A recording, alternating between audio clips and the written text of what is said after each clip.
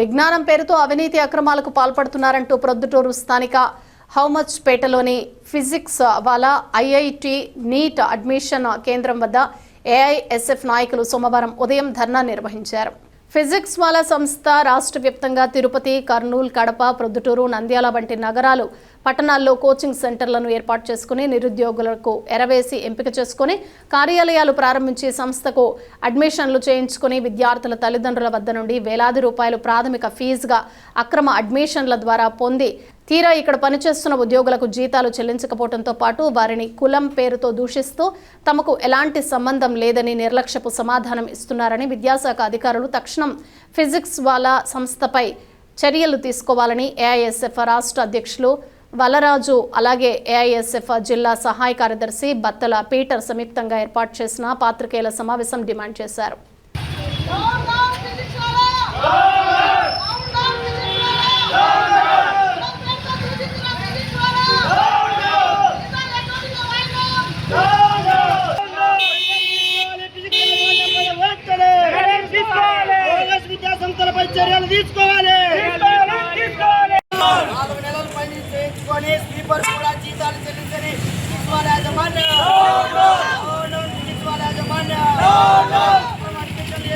ఈరోజు రాష్ట్రంలో ఇంటర్మీడియట్ విద్యకు సంబంధించి ఒక ప్రత్యేకమైన వైఖరి నడుస్తా ఉంది.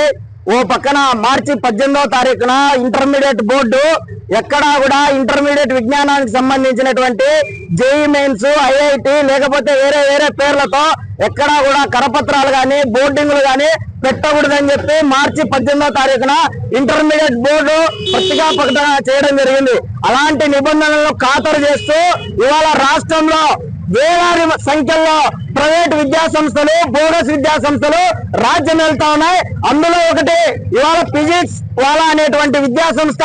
అక్కడ విజయవాడ కేంద్రంగా పోరంకిలో ఉన్నటువంటి ఈ ఫిజిక్స్ వాలా సెంటర్ రాయలసీమ వ్యాప్తంగా ఉన్నటువంటి అన్ని జిల్లాల్లోన ఇవాళ నిరుద్యోగం ఎక్కువ ఉంది కాబట్టి ఇక్కడ ఉన్నటువంటి నిరుద్యోగులను, విద్యార్థులను, యువజనులు వలగా వేసుకొని ఈ ప్రాంతంలో ఉన్నటువంటి తల్లిదండ్రులు, విద్యార్థులకు ఆశ చూపించి మీ విద్యార్థులకు మంచి విజ్ఞానం అందిస్తాం, తక్కువ డబ్బుతోనే మంచి విజ్ఞానం అందిస్తామని చెప్పి మోసం చేస్తూ 10వ తరగతిలో ఉండగానే ఇక్కడ ఉన్నటువంటి ఎంప్లాయీస్ అందరినీ ఫిజిక్స్ వాలాలో జాయిన్ చేయించుకొని ఇదే పొద్దుటూరు నగరంలో జనవరి మొదటి నెలలో మొదటి వారంలో ఇక్కడ పొద్దుటూరు నగరంలో ఆఫీస్ ఓపెన్ చేసి 15 మందిని రిక్రూట్మెంట్ చేసుకొని నంద్యాల, తిరుపతి, కర్నూలు, పులివెందుల ఎక్కడైతే అర్బన్ ప్రాంతాల్లో విద్యార్థులు ఎక్కువ శాతం వచ్చేటువంటి విద్యార్థులు ఉన్నారో అలాంటి విద్యార్థులందరినీ వాళ్ళు ఎర్రగా వేసుకొని వ్యాపారం చేస్తా ఉన్నారు.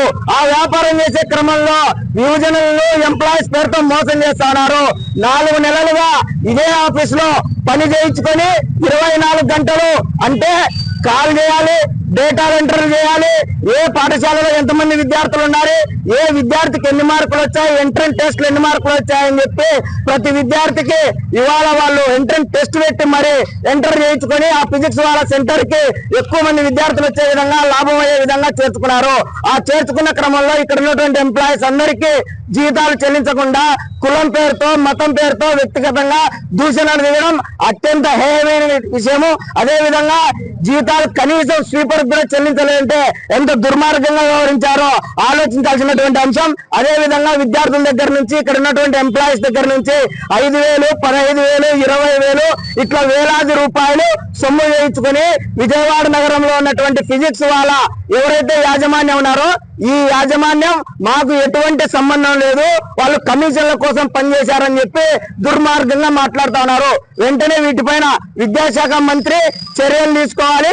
ఈ విధమైనటువంటి ప్రైవేట్, కార్పొరేట్ విద్యా సంస్థలు ఎవరైతే దోపిడీ చేస్తా ఉన్నారో వీటిపైన కమిటీ వేయాలని చెప్పి డిమాండ్ చేస్తూ ఈ బాధితులకు వెంటనే న్యాయం చేసే విధంగా వాళ్ళు పనిచేసినటువంటి దినాలకు సరిపడా 20,000 జీతాన్ని చెల్లించాలని చెప్పి ఏఐఎస్ఎఫ్ గా డిమాండ్ చేస్తా ఉన్నాం.